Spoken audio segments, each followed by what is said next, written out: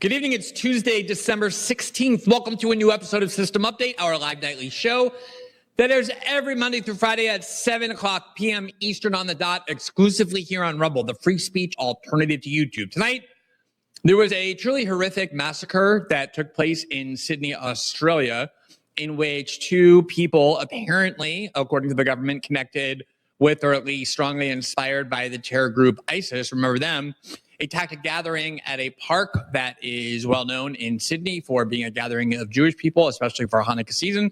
Evidently chose to target it for that reason. Gunned down 15 people who died, a couple of dozen injured in what was just a random spray of bullet, obviously aimed at killing a bunch of innocent people. The fact that both of the shooters were, according to the government again, not just inspired by ISIS, but also Muslim, has set off a very predictable wave of all sorts of exploitation, and that's really all you can call it, of the victims of this very tragic shooting, whose bodies were still on the ground when all kinds of supporters of the Israeli government began sweeping all over Western media and the American media to, A, blame people and put the blood that was spilled in Sydney at the doorstep and on the hands of people who have been criticizing Israel over the last 2 years, as though criticizing Israel spawns anti-Semitism, which in turn spawns attacks of this kind.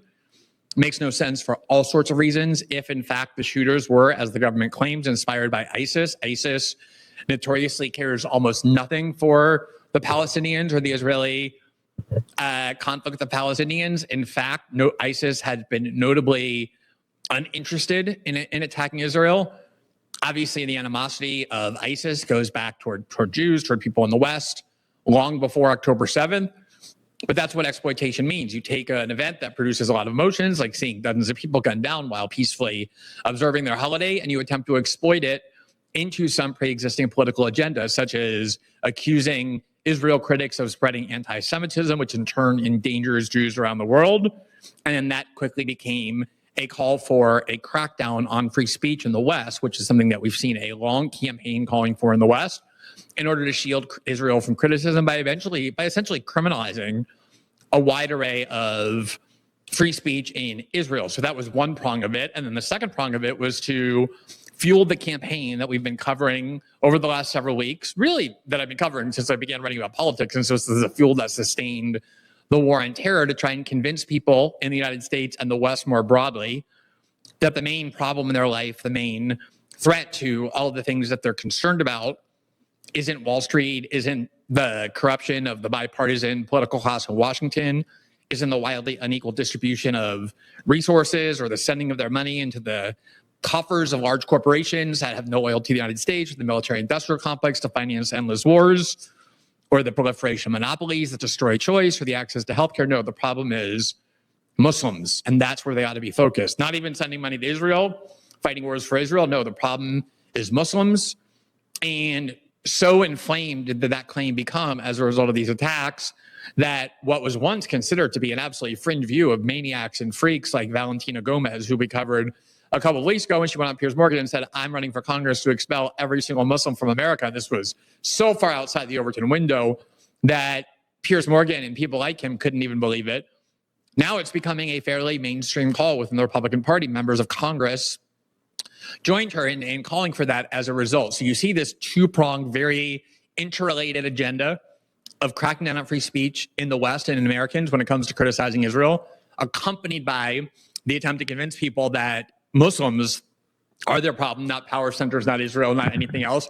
And this attack in Sydney, tragic though it was not particularly shocking or extreme in the context of the amount of violence we've seen over the last 2 years, especially coming from the Israeli state. And yet it was treated as such in order to advance this political agenda. And this is always a very pernicious tactic that we've seen from many groups that we've covered many times before, that you take an individual case that is very upsetting to any decent person, gunning down of civilians. You try and take the characteristics that motivated the shooters, attribute it to the group at large, and then call on government crackdowns on basic speech rights, on basic civil liberties. As I said, that's what drove the war on terror. That very much is what is being done now. And so it's really worth breaking down not just this incident, but the reaction to it and the way in which it's part of a larger campaign. And then there have been all sorts of changes at CBS News ever since CBS News was purchased by Larry Ellison and his son, who are not just fanatical supporters of Israel and the Zionist cause, but also, in Larry Ellison's case, the largest private donor ever to the IDF, to Friends of IDF, which supports not American soldiers, the country of which he's a citizen and that made him wealthy, but Israel, and the elevation of Barry Weiss as editor-in-chief of CBS News.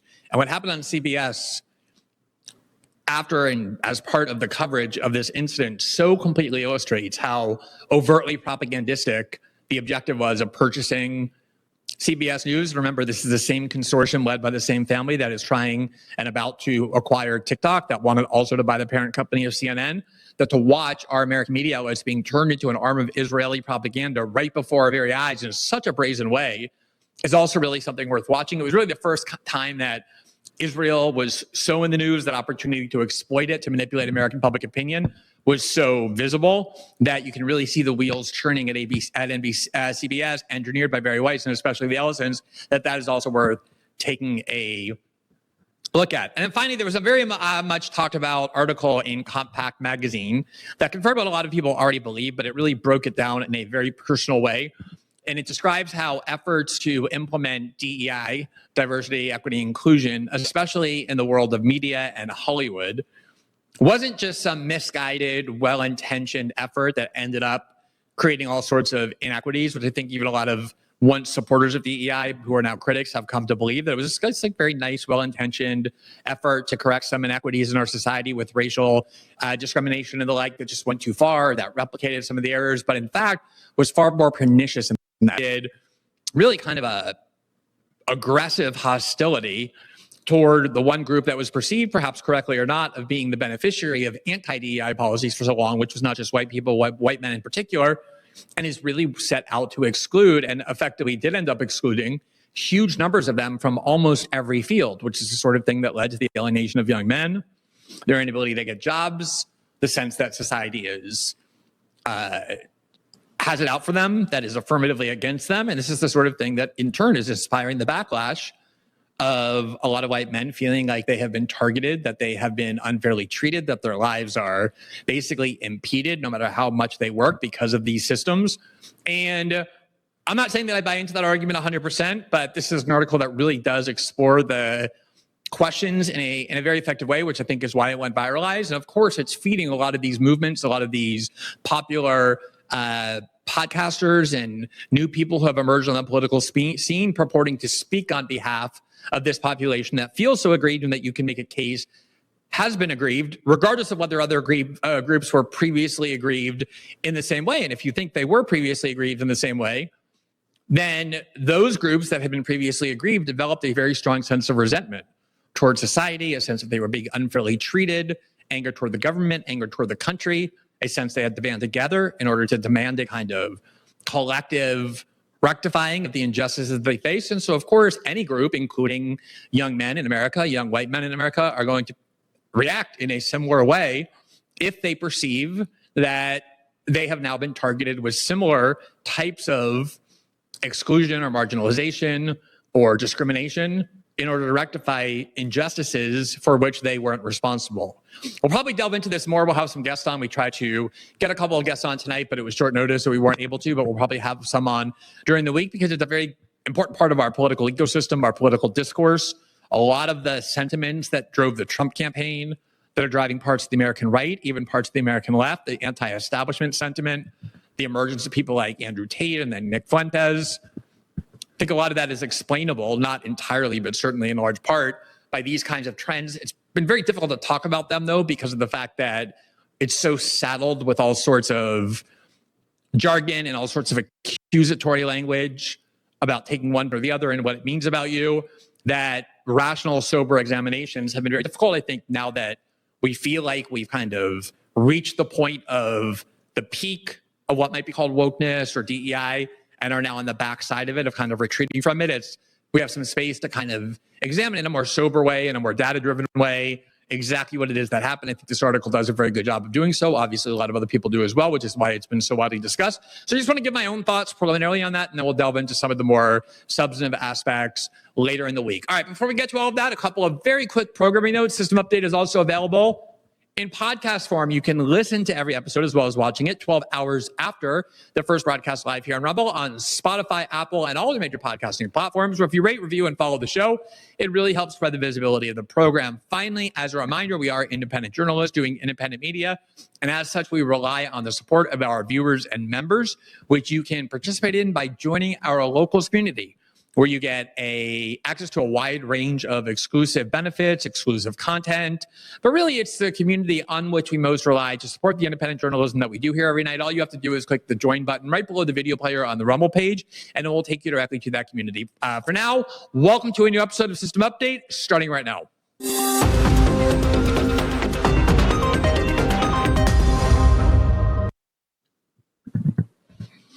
If you are somebody who reports on and defends civil liberties, one of the things that is central to your work is the recognition that one of the ways governments get people to sacrifice their civil liberties, or at least acquiesce to their seizure, is by scaring them enough to believe that their lives or their family lives are in jeopardy unless they give the government more and more powers and give up more and more of their rights. And one of the ways that's done, in fact, probably the central tactic for doing so, is to take what is obviously a horrific event engaged in by a limited number of people that results in the death or destruction of innocent lives and of the death of innocent people, and tries to use the emotions generated by that event to wildly exaggerate the threat that's behind it. And in doing so, convince people to be scared enough that they ought to just embrace whatever the government says they need to be able to do in order to keep them safe, because the threat is so growing, so rapidly growing, so large, so existential, that what good are their civil liberties? As many supporters of the war on terror in the Bush years and even the Obama years used to say, what good are civil liberties if you're dead? Meaning, if you want to keep your freedom, you can keep it, but you're going to die. What good are your freedoms then? So your only real choice, if you want to stay alive, is authoritarianism, to give up your rights. And this was the explicit ethos of the war on terror for 20 years. It's something I had been writing about, because there's no way to argue against the war on terror without getting to the root of that psychological tactic, of that very manipulative attempt to exploit tragedy, or even not just tragedy, but in this case, crimes. And for a while it subsided. People stopped believing that Muslims were a direct threat to their lives. There hadn't been very many attacks, but there has absolutely been an attempt to rejuvenate and revitalize and even extend this claim, this fear-mongering over the presence of Muslims in the United States, despite the fact that they're a very tiny part of the population, that they have close to zero representation in Congress, in contrast to other minority groups that have wild overrepresentation, very little representation in the halls of power or in power centers.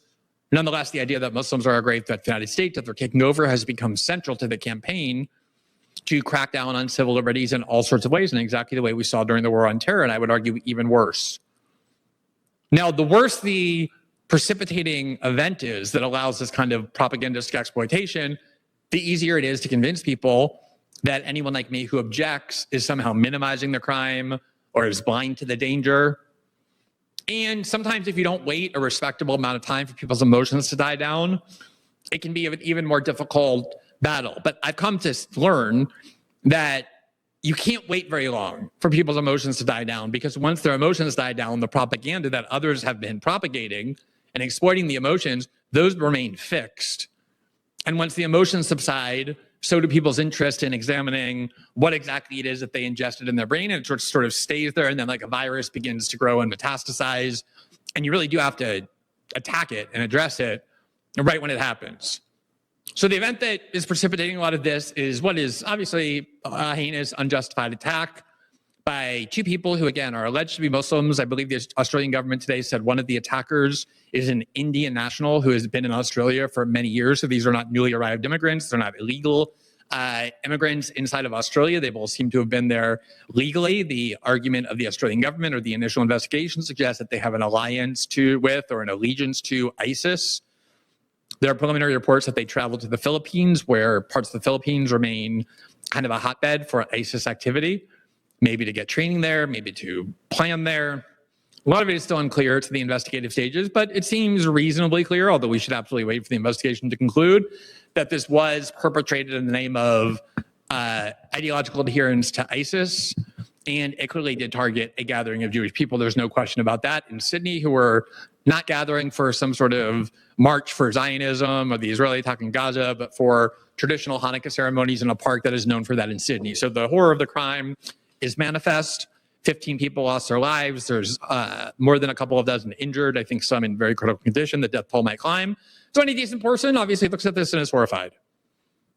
And that should be all there is to it. That should be the story. There was a horrible, violent attack. But of course, politicians can't let stories like that generate a lot of immediate emotions go unexploited, and nor can politicians, and nor can activists, and nor can journalists.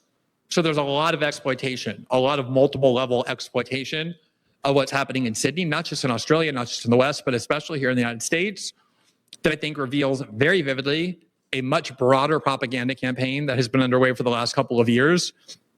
As support for Israel has unraveled, largely because we all watched Israel spend 2 years blowing up babies and starving them to death and incinerating them in camps.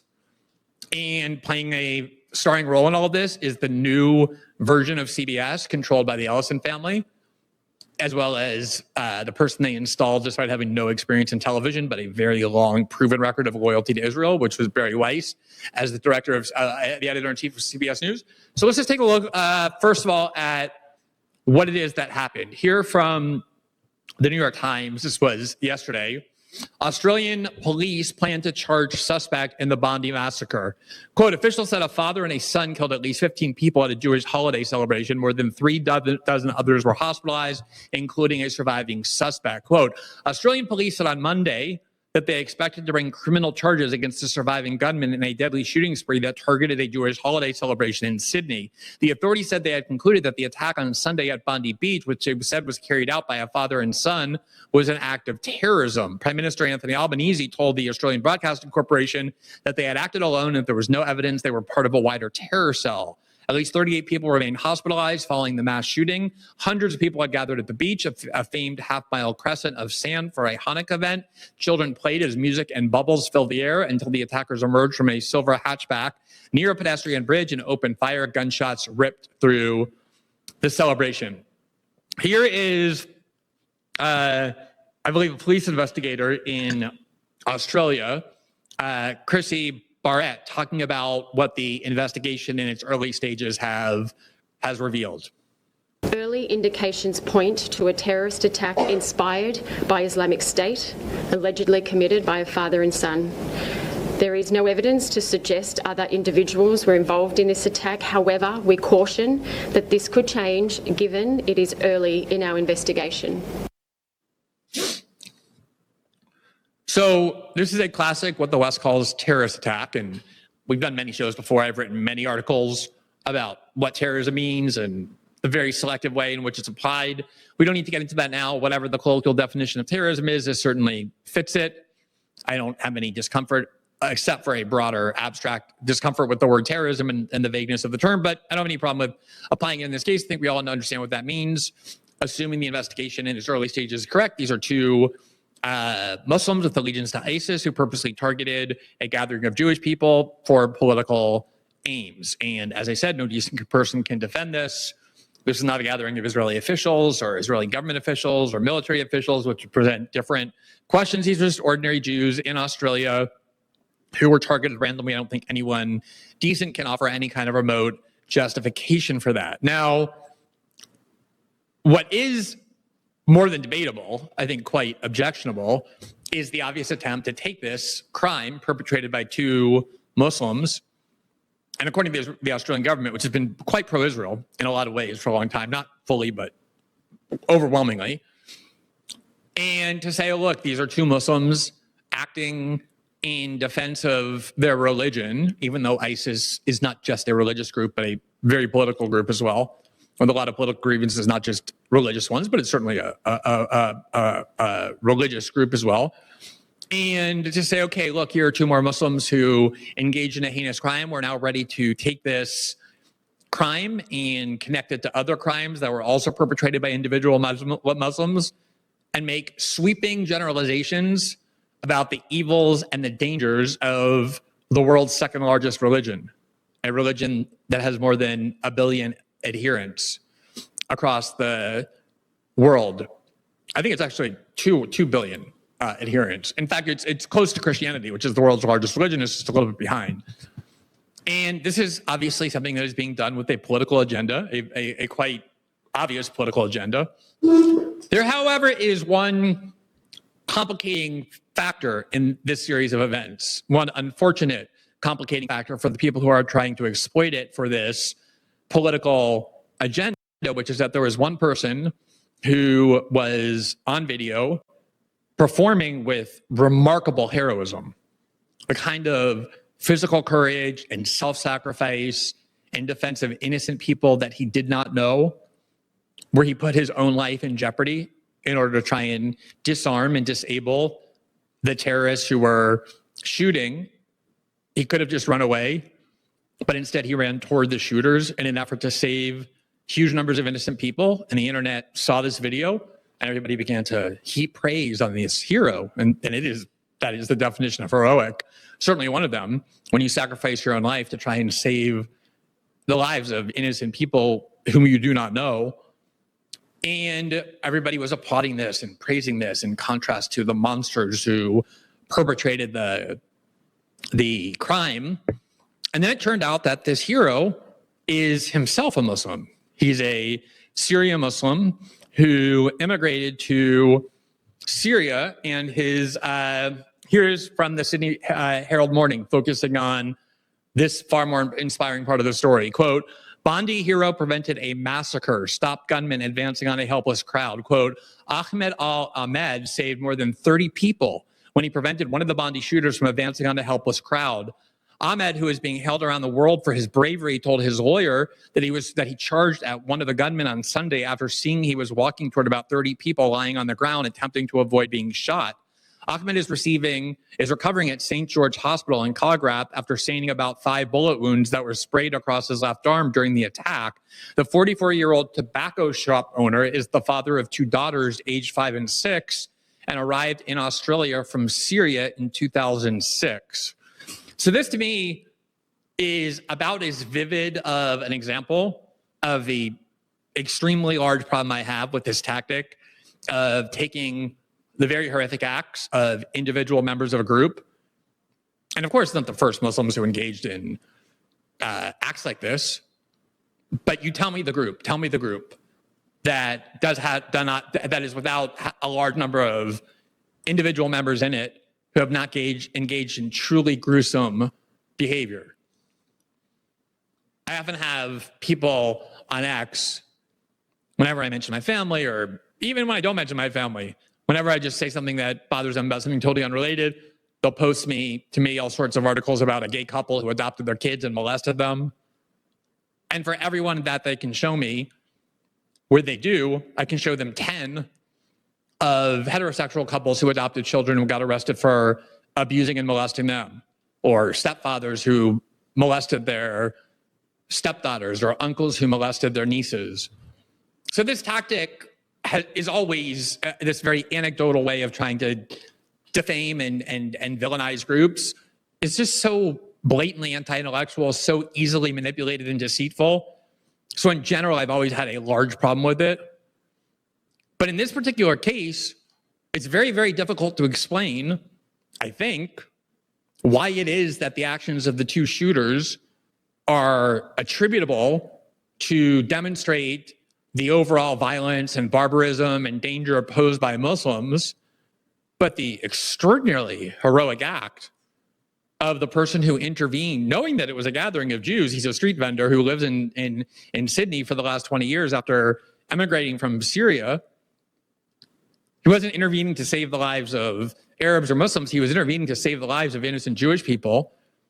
Why isn't that act of remarkable self-sacrifice and humanitarianism and bravery as attributable to Muslims as a whole as the actions of the 2 shooters? Obviously it is. And it's not really attributable at all. Neither is really attributable to a broader group. You have extremely heroic, benevolent, benign people in every single conceivable group that you can define, and you have awful, heinous monsters in every single group that you can define as well, which is why in general we try not to judge people based on the group to which they belong, but rather on their individuality, which is often, not often, almost always a far more relevant metric for understanding who they are. And yet it's very politically beneficial to try and use the far less rational approach because of how appealing it is to our primal instincts.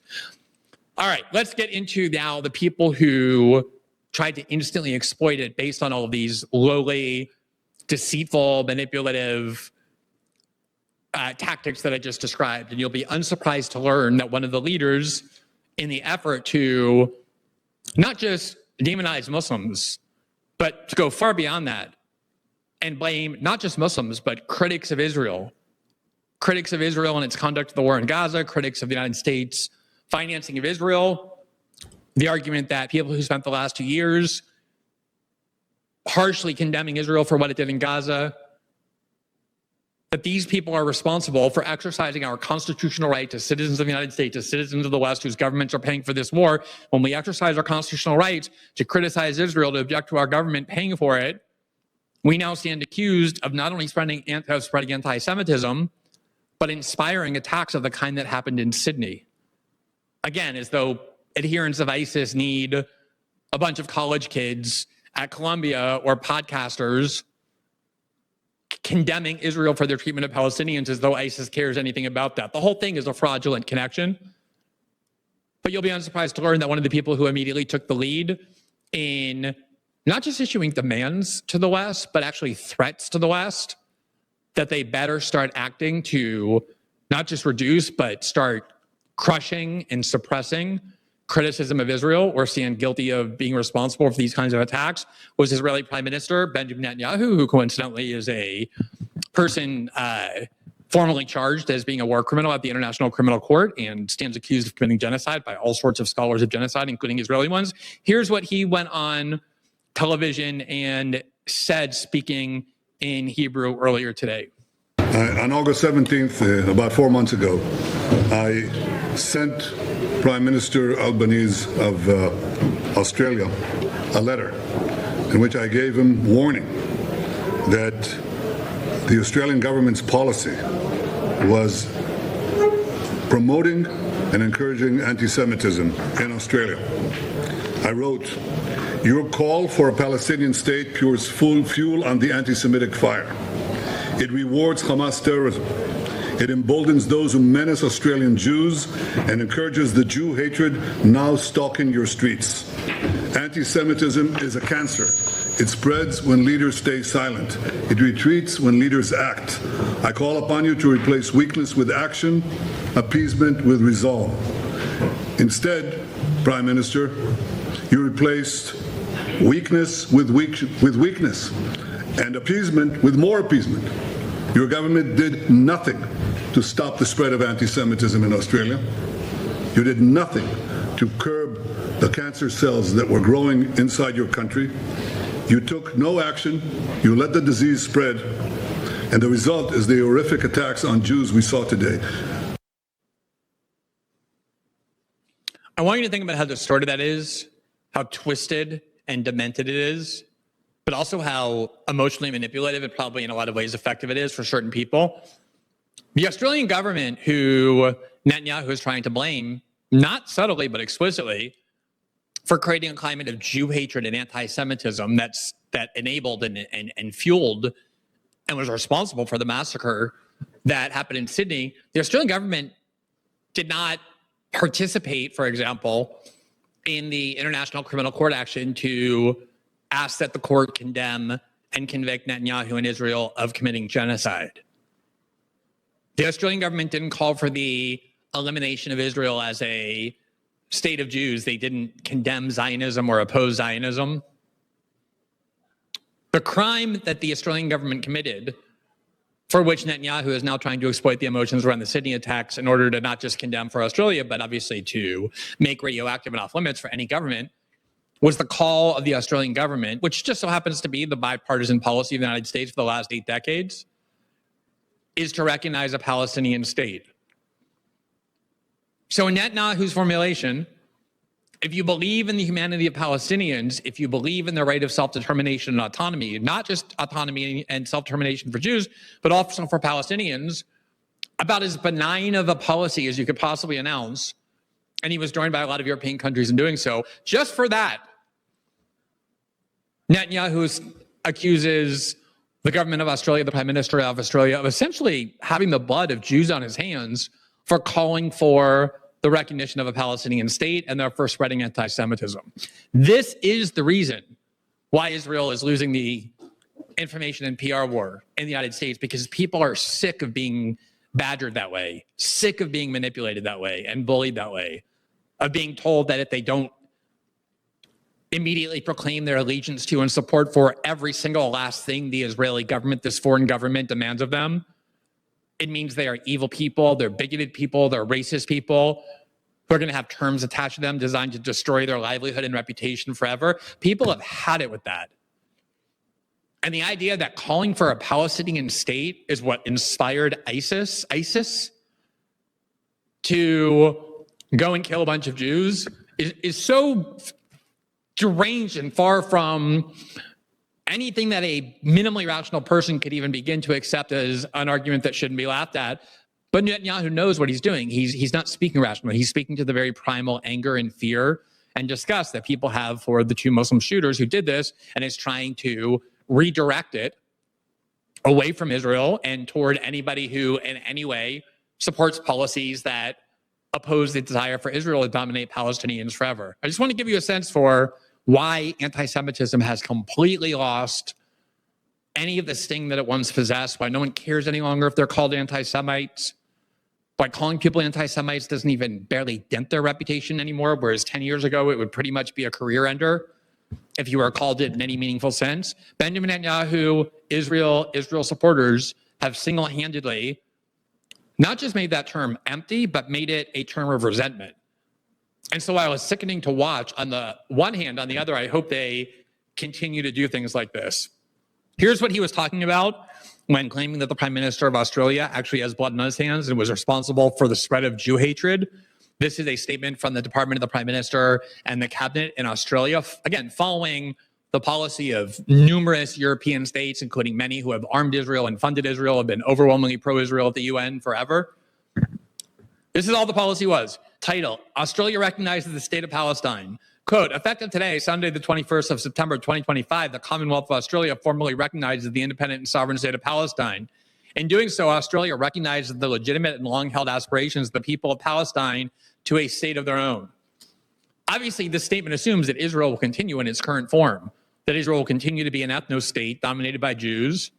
It's not calling on Israel to dismantle its government, dismantle its system of Jewish supremacy, its military, its nuclear weapon stockpile that's outside of the safeguards and controls of any international inspection system. It's just saying the Palestinians deserve a state. And for that, Netanyahu accused the Prime Minister of Australia and the Australian people and government of being so viciously anti-Semitic that they have responsibility for the 15 people who were just killed. Lots of people in the United States who are become just utterly unhinged and reflexive Israel fanatics and supporters. They defend Israel far more vigorously and robustly and automatically than they ever have defended the United States, the country they're supposedly representing, echoed a lot of the same sentiments. Speaking of people like that, John Fetterman, the Democrat from Pennsylvania, went on to X yesterday and said, quote, this, after years of anti-Israel protests in Australia, at least 11 Jews were just gunned down at a Hanukkah event. Tree of Life to 10-7 to Bondi Beach. Anti-Semitism is a rising and deeply deadly global scourge. I stand and grieve with Israel and the entire Jewish global community. Note how October 7th was included in there, just kind of thrown in manipulatively, that like that's the same sort of attack as ISIS attacking a Jewish gathering, or an anti-Semite acting alone attacked a synagogue in Pittsburgh. Not that it was the reaction of people who have been brutally occupied and blockaded for decades by Israel, who've been bombed by Israel, including all throughout 2023. But the far more sinister and pernicious part of this is to link protests against Israel to Jew hatred. Whenever you say that, in effect, anti-Semitism now means anyone who criticizes Israel, you'll always be accused of a straw man. Oh, no one thinks that. Everybody agrees you can criticize Israel without being anti-Semitic. No, there are ways to do that. But they don't actually think that. Here's John Fetterman explicitly saying that because Australia allowed their citizens, these are not Israeli citizens, they're Australian citizens, because the government allowed their citizens the right to protest the Israeli war in Gaza, it means that they've allowed anti-Semitism to fester, because anti-Semitism does in fact mean criticism of Israel, and these kinds of formulations say it clearly. Here is Tom Cotton of the Republican Party, at least as fanatically devoted to Israel as John Fetterman, and here's what he had to say about all of this. Australia and some European nations have recognized a non-existent Palestinian state in an open and blatant reward for Hamas's depraved attack on Israel. That's the exact opposite of what we should be doing. I mean, it's like the bodies aren't even removed yet. And these ghouls who are pretending to be so concerned for the victims don't have the slightest interest in them, other than the extent that they can kind of parade them around and try and shame those who don't have anything other than full-scale support for Israel. If you recognize Palestinian autonomy in the little parts of that land that they have remaining, it means that you hate Israel and are the kind of person who spawns murderous attacks on Israelis. I don't think this works on anybody any longer. Like I said, it's not ineffective propaganda. This is the kind of propaganda that's effective. Exploiting emotions in order to get people hating whoever you direct their hatred towards and then getting them to adopt policy as a result. It has to have some basis of reality, though. I just don't think the idea that if you find Israel objectionable, or if you don't want the U.S. supporting it any longer, that somehow you're the kind of person who's evil and hates Jews and are responsible for what happened in Australia. This is too far removed now from what people believe. That ship has sailed a long time ago. This is flailing propaganda. This is no longer effective Israeli propaganda. This is panic-driven propaganda as they watch support for Israel unraveling. All right, here's the statement I actually referenced earlier. I was talking about a different clip, and it's this one where Netanyahu in Hebrew gave a speech, and he has recently been not just condemning Western governments, but issuing explicit threats. He's not specific about how these Western governments will pay if they don't stop doing what he demands they do, but he is threatening them that they will pay. And here is what he said in Hebrew about the responsibility of Western governments. אני דורש מממשלות המערב לעשות את מה שנדרש כדי להילחם Do what is באנטישמיות. necessary to fight anti-Semitism and provide the required safety and security for Jewish communities worldwide. They would be well advised to heed our warnings. I demand action from them now. This is a tiny little country that depends on the kindness of the rest of the world, on the kindness of the American worker, on the kindness of the American government, on the guilt of European countries to supply them with arms, to supply them with money, to protect them at all times. And these countries have been doing it for decades, largely out of guilt over the Holocaust, but recently because of the power of the pro-Israel lobbies that exist in most of these countries. And it's given Netanyahu this increasingly arrogant, almost like global imperial attitude that he can dictate to the Western governments on which he relies, on which his country depends, to be able to wage the wars that give them imperial dominance in that region, that he can issue them demands to their citizenries, to their democratic governments about what steps they have to take to protect Israel, accompanied by very explicit warnings of the price they will pay if they don't adhere to it. I also think this is the sort of thing that is increasing not just anti-Israeli sentiment, but anti-Semitic sentiment as well. But it's also understandable because typically when Netanyahu issues demands of that kind, the United States, Australia, Canada, and most of Western Europe ask how much time they can have before they comply, and they have. And that has given them this belief and given Netanyahu belief that he can speak openly now to Western governments this way. And I think it's just causing more and more people to notice. Here is the Deputy Foreign Minister of Israel, Sharon Haskell, talking today on Sky News Australia about what Israel's view is of all of this. Well, fight racism. fight violence against Jewish community, fight racism in workplaces as strong as possible. Look, when you see those hate march in the streets, whether it's London or Sydney, and in the Sydney Opera House, they chanted, "Gas the Jews, gas the Jews." Not even a single arrest, not even a single person who had to answer for that, but they tried to cover that. When you hear them chanting to globalize the Intifada, what do you think that means? Globalizing the Intifada mean exactly that. To go on massacres, shooting people in the streets, to violently attack them. This is what it means. And if you let that continue and run in your street, waving flags of terrorists, pictures of people who murdered innocent children, you know, if you don't fight it in your silence, you actually support that. You justify that. And to globalize the Intifada means exactly that.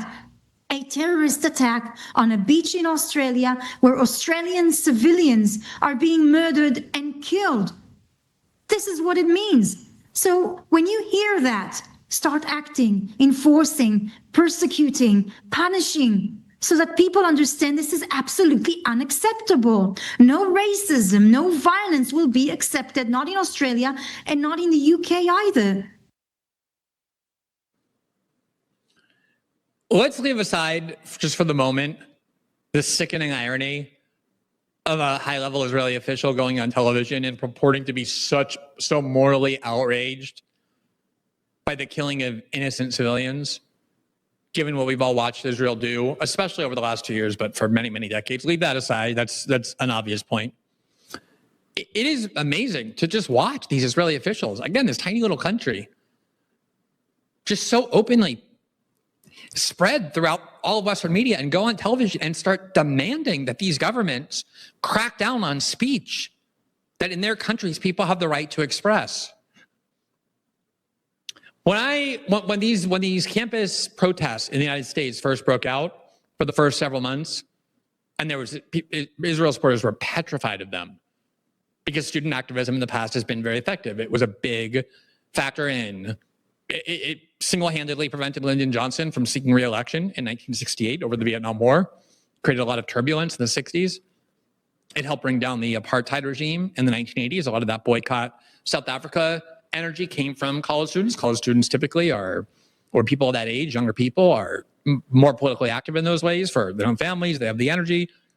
And that's why when the boycott movement aimed at Israel started on college campuses, that's why Israel made it a point to fund huge amounts of efforts to target American college campuses as a place of bigotry and hatefulness and radicalism. That's why so much of the American pundit class focused on what was happening with sophomores at colleges. A lot of it was about Israel. And you have these Israeli officials going on television in every Western country saying, you're allowing this speech and you need to stop it.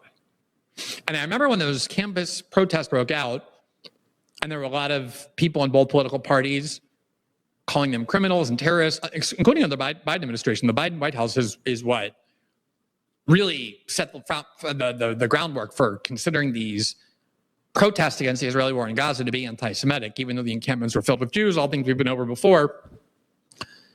I remember when I would defend the right of college students to politically organize and to express their political views, kind of foundational to the whole idea of the United States and Western democracies, I would constantly hear from conservatives who had spent the previous decade posing as free speech absolutists that it's not free speech to go around chanting, kill all the Jews, kill all the Jews. And I remember on social media, I spent about 6 weeks when I kept hearing this at the beginning saying, where did that happen? On what American college campus did students gather and chant, kill the Jews, kill the Jews? It did not happen. Every time I asked that question, no one had an answer. They knew it happened, but nobody could show me a news article, a claim, because it didn't happen. That wasn't part of what they were chanting. They were chanting opposition to the Israeli government, but since that's protected speech and much harder to demonize, they had to pretend they were chanting, kill the Jews. As it turns out, the reason why people started claiming that was because at one of the earliest protests against the Israeli bombing of Gaza in Australia, there was a gathering of about 100 activists, and one guy who knows who it was Could be some stray idiot, some unwell person, some government plant, or maybe just a genuinely anti-Semitic person. Picked up a cardboard amplifier and said 3 times, "Kill the Jews, kill the Jews, kill the Jews." One guy in Sydney, Australia. And from then on, it became, oh, these protests are people chanting, "Kill the Jews." That was not what the protests were about. The protests were about protesting what Israel was doing in Gaza. And yet here you have Israeli government officials going to every Western country telling their governments, you better stop allowing free speech of your citizens. You need to put people in jail for these things. You need to stop letting them say this. Or you are going to be the ones guilty of allowing Jews to die. Is that actually going to help how Israel is perceived around the world and in the West? Do you think Western citizens are going to appreciate turning on their TV and hearing Israeli officials in a heavily accented English telling them and their governments and their countries that they better stop allowing people to protest in the streets against Israel or their government support for Israel? I think that's a lot more likely to produce resentment. I think it's going to put pressure on these politicians who are funded by the Israeli lobby. I do think it works that way. But I also think it's going to continue to feed what used to be taboo to say, but which is now completely tolerated to say and commonly said because it's so true, that there is an extremely disproportionate, almost inexplicable influence and power of Israeli officials and their supporters inside Western democracies to dictate to Western democracies how they can function when it comes to Israel.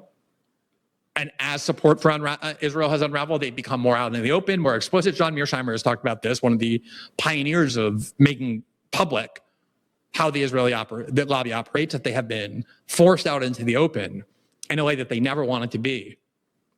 And do you hear these people? They're demanding that Western governments curb their own citizens' free speech, not to protect that country's interests, but to protect Israel. And are insanely trying to claim that if you protest Israel or even allow a protest of Israel, you're now responsible for ISIS targeting individual Jewish civilians. Just to give you a sense for how this works among the elite class, the cowardly elite class, probably the most cowardly elite class in the West is the British government. I got to know the British government and British political culture, unfortunately, very well. I worked at The Guardian. The Snowden story had a major part in the UK. They were probably the most authoritarianism defending NSA surveillance. They actually sent armed agents into The Guardian's newsroom in London to demand that they physically destroy the Snowden files, even knowing that these files were kept all over the world and would achieve nothing. They still demanded it. They were the ones who detained my husband as part of the reporting to intimidate him, threatened to arrest. They detained him, threatened to arrest him on terrorism charges. In any event, they got super repressive, and they've only become more repressive in arresting people who protest the Israeli government. And it's a labor government. It's a center-left government. It's not the conservative government. But they're all filled with worms, like careerist worms, who are petrified of their own shadow. And here's one of the worst. His name is Wes Streeting. He's kind of like the Pete Buttigieg of the UK Labour Party. He's openly gay.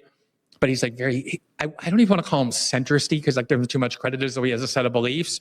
He's an absolute vacant careerist.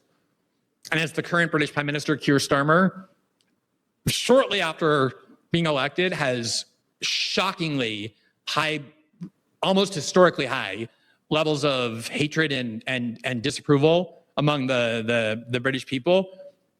There's not an election for 4 years, but there's an attempt now to get him out of the leadership of the Labour Party and therefore the prime ministership. This Wes Streeting is one of the top 2 or 3 candidates to replace him. As vacant and soulless as a person you will ever find. Here he is on BBC today, also essentially blaming the free speech rights of Israel critics for their rhetoric somehow leading to this ISIS attack in Sydney. Here's what he said. I think the Chief Rabbi is absolutely right. And the term globalise the Intifada there will be a whole bunch of daft people in this country who've used those words online or use them in the streets and watching the TV right now be shouting, of course it doesn't mean terrorism against Jewish people. I have to say to those people clearly and robustly, what on earth do you think globalise the Intifada means? And can't people see the link between that kind of rhetoric and attacks on Jewish people as Jewish people? Because that's what's really struck at the heart of Jewish people in our country today. An attack on Jewish people organising around Hanukkah, coming together as Jewish people. It's an attack on their faith, their culture, their family, their community. And those of us who are not Jewish have a responsibility to stand with the Jewish community. But it's more than standing with them, isn't it? I mean, people are saying you now need to do something. Do you think protesters who use that phrase should be prosecuted? Well, what are you going to do? In terms of changes to the law, those are decisions for the Prime Minister and the Home Secretary. I'm not aware of plans at this time to change the law in that way. Do you think it should be? And I'm not going to step outside my lane now and to start making decisions for the Home Secretary and the Prime Minister. I'm not asking to make decisions. But look, what's your view? Put it this way. I think that you just given a very strong answer about standing with Jewish people. Yeah, globalise the Intifada is not an expression simply of solidarity with the Palestinian people and their just cause. Globalise the Intifada is received by and seen as support for terrorist action against Jewish people. I continue to find it bizarre how normalized and customary it is now for Western governments that have long supposedly stood for Western values of civil liberties, and we're talking about here the country that gave birth to the Magna Carta, that was part of the Enlightenment, that became the foundation for the U.S. Constitution and civil liberties, to just so openly discuss now, and even be pressured by journalists. She was pressuring him to go further than he wanted, to say, don't we have to criminalize these terms?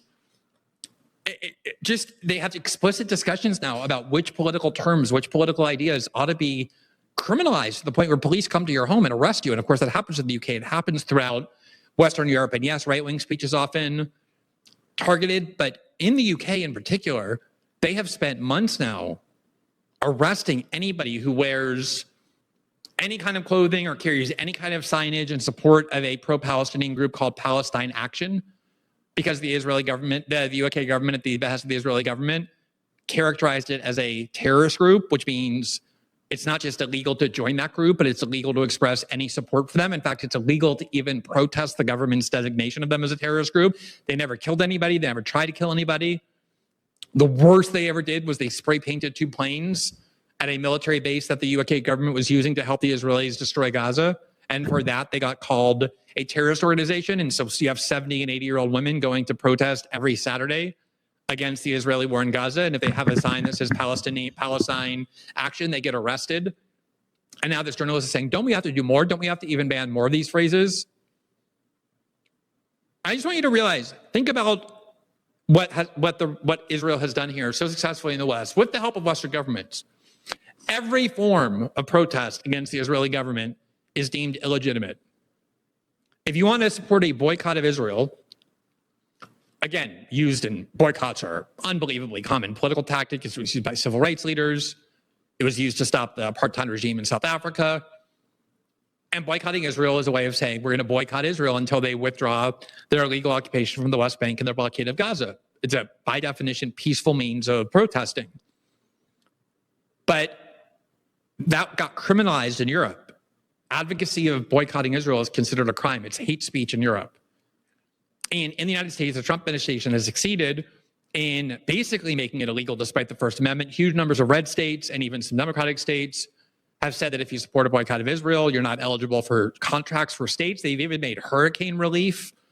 If your area is hit by a hurricane, you have to sign a form saying you don't support a boycott of Israel as a condition to receiving aid from the government, the US government. So boycotting Israel is out. Obviously, using violence to drive out Israeli occupiers is considered terrorism, even though the Israelis themselves use that kind of violence to drive the British out and drive the Palestinians out. And generally, violence against occupiers considered justified, not for the Palestinians. So no boycott, no violence against as resistance. And now, no chanting. Can't chant from the river to the sea, Palestine will be free. Can't chant globalize the Intifada. These are now also going to become criminal. Every form of protest against Israel, other than the most, like, maybe you're allowed still at some point for the moment to write like a very polite letter to the editor saying how much you love Israel, but think they've gone a little too far. Maybe that'll be left legal just to create the appearance that it's not completely totalitarian. Globalize the Intifada just means resistance, just means struggle. And globalize the Intifada means don't force Palestinians to fight for their sovereignty and their right to autonomy alone. Globalize it. It doesn't mean join ISIS and going murdering Jews. But the Israelis are now telling Western governments, you're going to regret it. You're going to pay a price if you allow this free speech against us to continue. And you have little worms like Wes Reading and a lot of other politicians going on there saying this language is no longer acceptable. We're losing our free speech rights in the West, in the United States, not because our own country is defending its interests, but to defend the interests of this other country. And you can see it all here taking place in real time in the most explicit ways possible. All right, here is the aforementioned chief rabbi in the UK, who Wes Reading referred to as somebody whose comments he supported. He went on Sky News today and he gave a lecture to the UK about what needs to be done about what he called, quote, anti-Israeli speech. Here are the orders and instructions of the chief rabbi in the UK to the United Kingdom about how they need to start cracking down even further on speech critical of Israel. You said there about hate speech being translated into action. And I just wondered if you could expand a bit on that. There has been some criticism, obviously, of the Australian political response to it, but particularly here in the United Kingdom. What is your message to political leaders, to the Prime Minister? We have to crack down on hate speech in a far more forceful and emphatic way than we previously have been doing. By the way, the Prime Minister called me yesterday to express his solidarity and support, which I genuinely appreciate. Let's take, for example, cries such as from the river to the sea, or globalize the Intifada. What does globalize the Intifada mean? It means what happened at Eton Park Synagogue in Manchester and Yom Kippur. It means what happened on Bondi Beach. The time has come once and for all not to allow such rhetoric to poison the minds of people. Okay, do you see how this is expanding? No marches in Sydney, no globalize the Intifada, no from the river to the sea. These are to be criminalized. These are orders coming from the Israeli government, from rabbinical leaders, from Jewish leaders. And if you don't think that Western governments take this seriously and are going to obey and follow, you haven't been watching, because they have already been cracking down on anti-Israel speech, including in the United States under the Trump administration that was elected on a promise to restore free speech and oppose censorship. We have all kinds of expanded hate speech laws that the Trump administration forced on college campuses, not to ban comments offensive to Black people or Muslims or Christians or white people or immigrants or gay, just to Jews.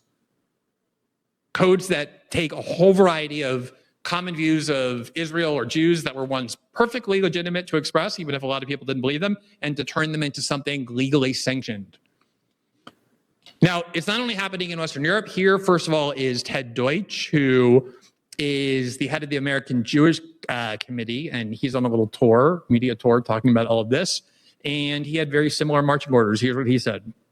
We have to speak out against the kind of language that puts Jews at risk. We have to adopt policies that recognize that fighting anti-Semitism needs to be a priority. And we have to do more to make sure that on social media, what would never be tolerated on Main Street isn't tolerated online. The kind of language, the kind of calls for violence that put Jews at risk and that lead to the kinds of atrocities like we just saw in Bondi Beach. Yeah, it's a horrible situation indeed. Yeah. The message is simple. Please listen to us when we tell you that the attacks against the Jewish community in word and in social media can and have led to violence, and that we all have to stand together to stop that from happening. Because when you see this kind of anti-Semitism on the rise and the violent, deadly attacks like this, it is not just an attack on the Jewish community, it's an attack on society and on democracy. We all have a stake in stopping this right now, but it's only going to happen if bold action is taken around the world, all of us standing together. Do you remember, because I remember, I spent a lot of time on this, that one of the major controversies of the last 10 years was the attempt by Western power centers to police and control and suppress political opinion and political speech on the internet. All of that big tech censorship, remember the controversy over that? Or the Biden administration calling up big tech and saying this opinion is very dangerous, allowing people to question the efficacy of the virus or the origin of the virus kills people. The EU government trying to censor its views and claims about the war in Ukraine, on and on and on. Remember how much anger there was over that? Or the effort to censor criticism of Black Lives Matter because it puts Black people in danger? Or the effort to censor certain opposition to the views of gender ideology and on the grounds that it endangers trans people? We were all so angry that our free speech would be suppressed in the name of protecting and defending a minority group. This is exactly what this is. The only thing that's changed is the minority group on whose behalf it's being advocated. And yet one can't help but note, can one, that most of those free speech crusaders who were so enraged by identical efforts to do this in defense of other groups seem perfectly content, even supportive, when it comes to this group.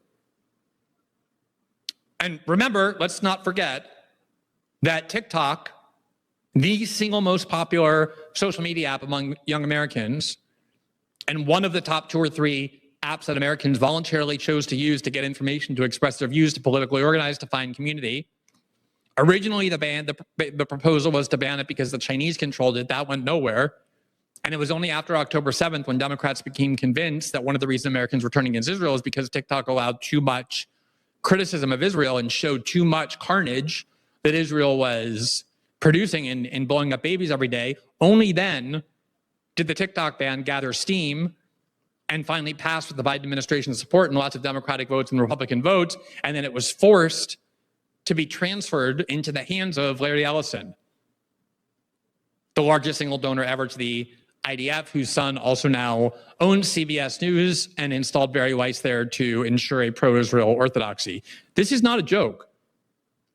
For all the talk about the big tech censorship that has happened over the last 10 years, which I was covering constantly and denouncing and working against, this is 100 times worse.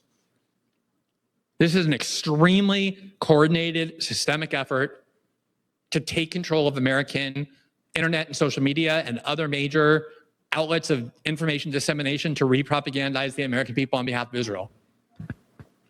And Netanyahu himself said that.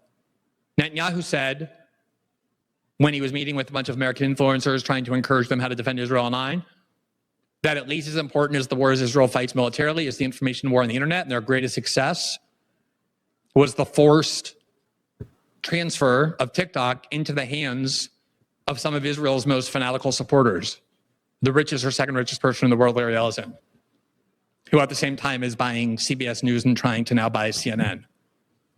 Speaking of CBS, under the control of Larry Ellison's son, fanatical supporter of Israel, and under the editorial direction of one Barry Weiss, an equally fanatical supporter of Israel, they today also covered not just the Sydney massacre, which is news, but also the implications of it, like what we as democracies have to do now to serve Israel better, to protect Israel better.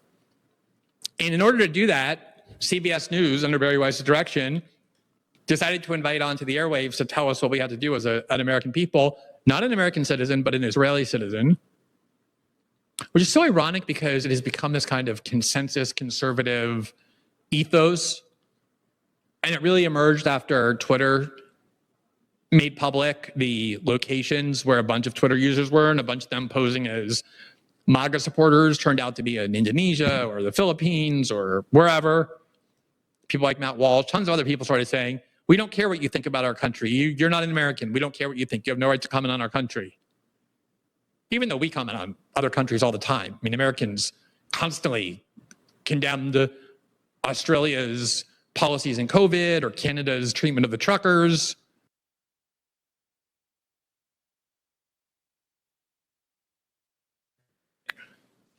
I didn't hear any of them objecting today when CBS under Barry Weiss and the Ellisons decided to bring on an Israeli citizen to tell us what we had to do in the wake of the Sydney massacre to protect Jews.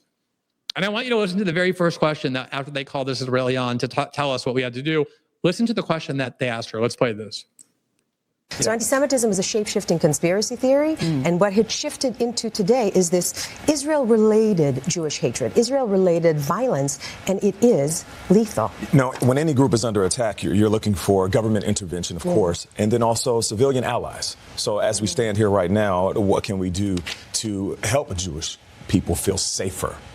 Thank you so much for actually asking us this question. This is such a beautiful thing and so important. So listen, first of all, strong language against it. The second thing is strong actions against it. And to be honest, one of the most powerful things that anybody can do, any government, any organization, any group, any company, is adopt what's called the IRA definition of anti-Semitism, the International Holocaust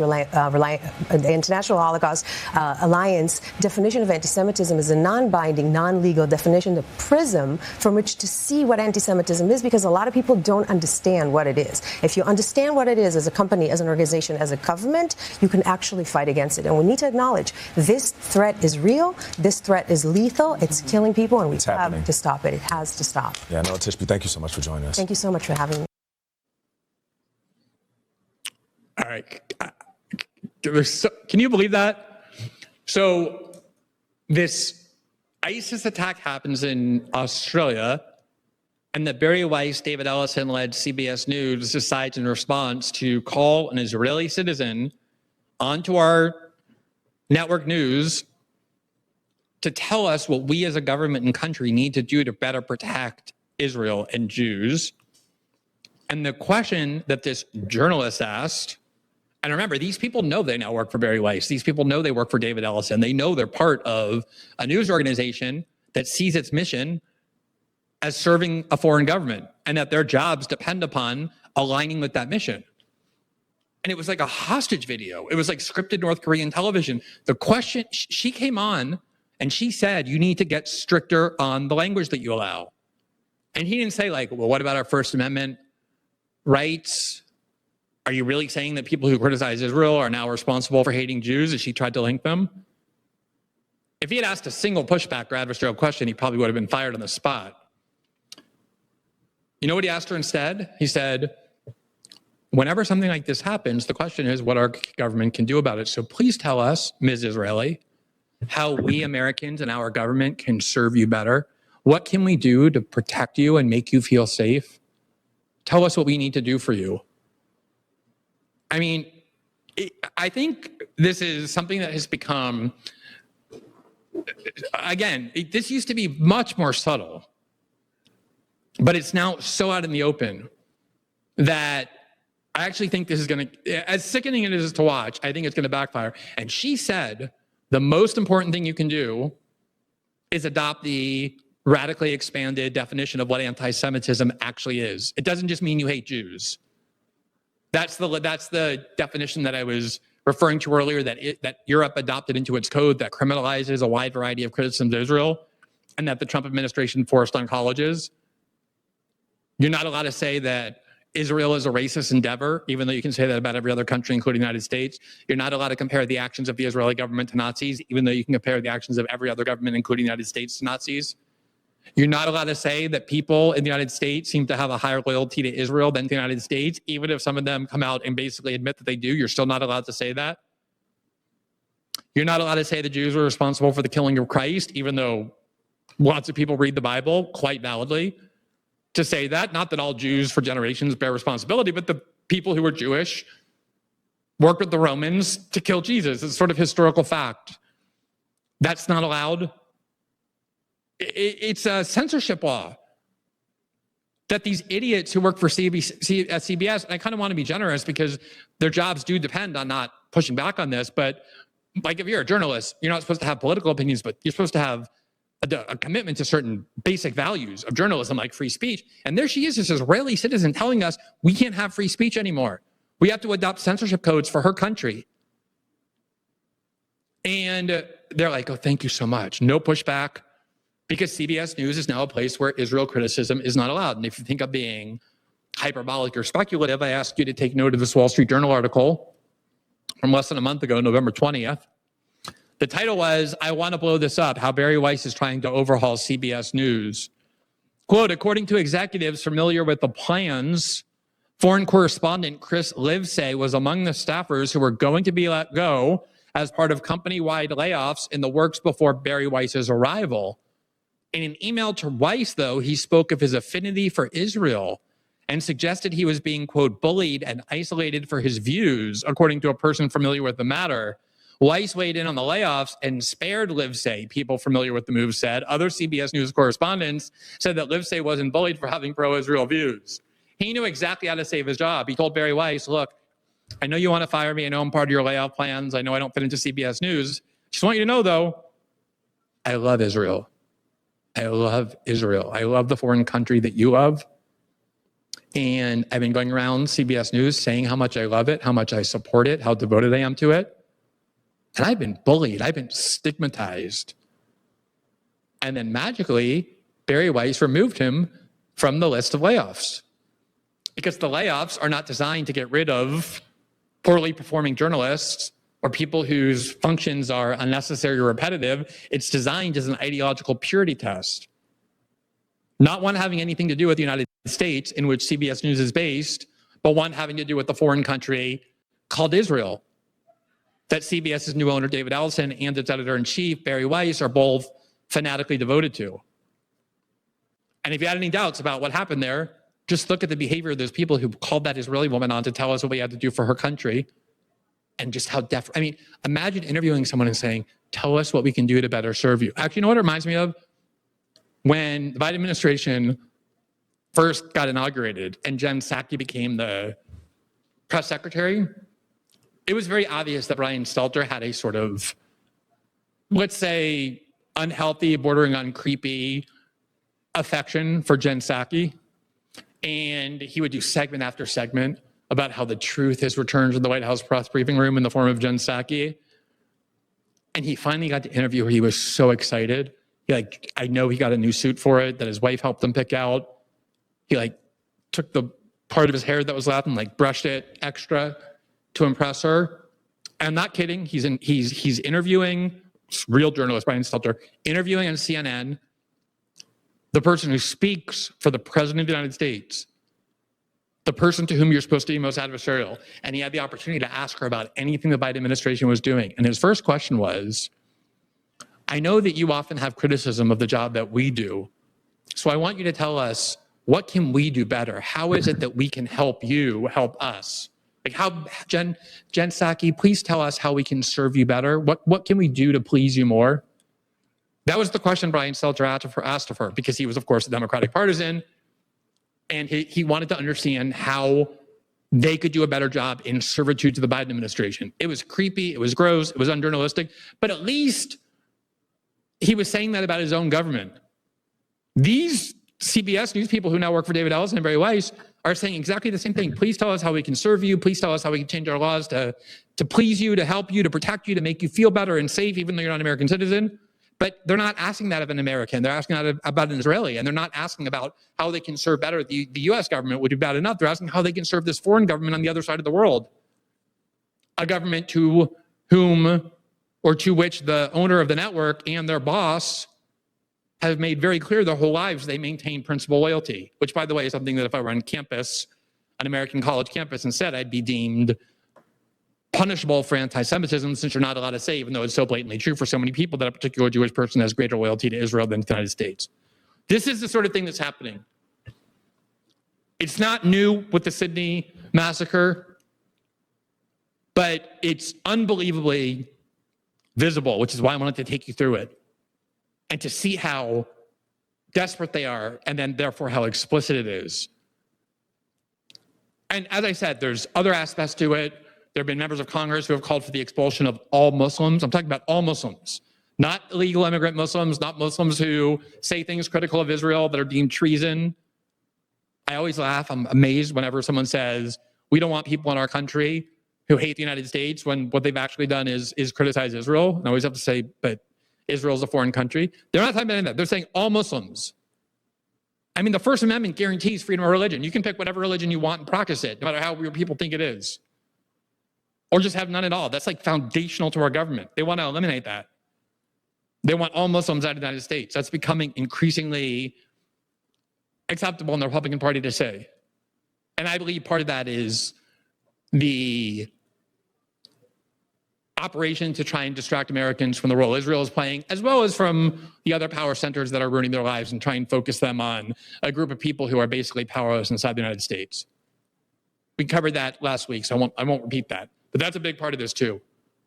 But the immediate exploitation of this by Israel and its supporters to order American and Western governments to censor the free speech rights of their citizens in order to criminalize protest against Israel or condemnation of Israel or activism against Israel after every other form of resistance or protest to Israel has been criminalized is something very alarming.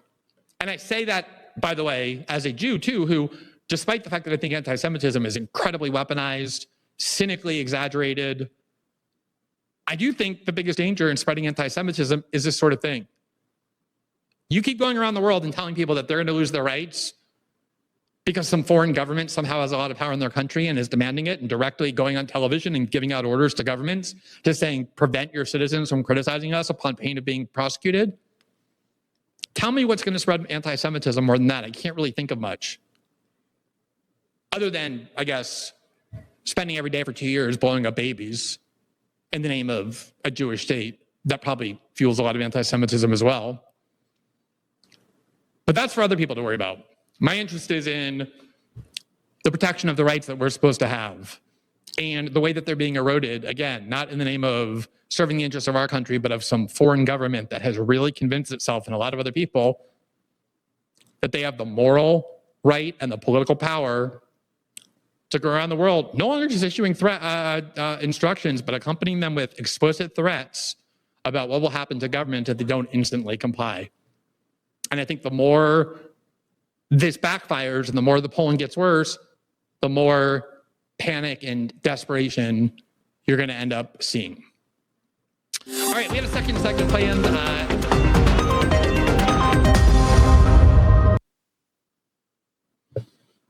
All right, I spoke a little too prematurely. That was actually my fault. We had a segment planned, as we mentioned at the start, where I wanted to cover this article in Comeback Magazine that was actually a great article about the effect of DEI policy on a kind of lost generation of very alienated, angry, resentful, primarily white men, although men of different races as well, and the kind of not just misguided effects of well-intentioned DEI policies, but the kind of sinister motives behind a lot of them.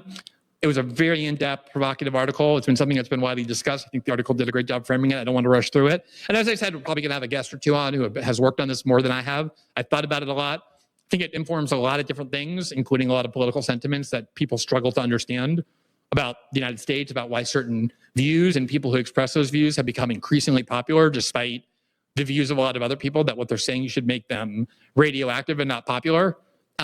So we'll definitely have a guest on for tomorrow night, or at least reserve the time. Tomorrow night, obviously, if you ask me to talk about Israel and free speech, I'm going to have a lot to say on it. And I did have a lot to say on it. And I think it doesn't leave enough time to do that second segment. So it's not very time urgent. I think it's worth taking the time to do it more in depth and quickly. So probably do a show or even two, a guest or even two this week to try and kind of extend that conversation that I do think is important. So that will conclude our show for this evening. As a reminder, System Update is also available in podcast form. You can listen to every episode 12 hours after the first broadcast live here on Rumble on Spotify, Apple, and all other major podcasting platforms, where if you rate, review, and follow our program, it really does help spread the visibility of the show. As a final reminder, we are independent media. We're independent journalists, which means we do have to rely on the support of our viewers and members, which you can help provide by joining our locals community, where you get access to a wide array of exclusive benefit and content, We publish professionalized transcripts of every show we broadcast here. We publish those transcripts there the next day. Every Friday night, we do a Q&A exclusively with questions from our local members submitted throughout the week. And most of all, it's the community on which we rely to support the independent journalism we do here every night. All you have to do is click the red join button right below the video player on the Rumble page, and it will take you directly to that community. For those of you watching this show, we are, needless to say, very appreciative. We hope to see you back tomorrow night and every night at 7 o'clock p.m. Eastern live exclusively here on Rumble. Have a great evening, everybody.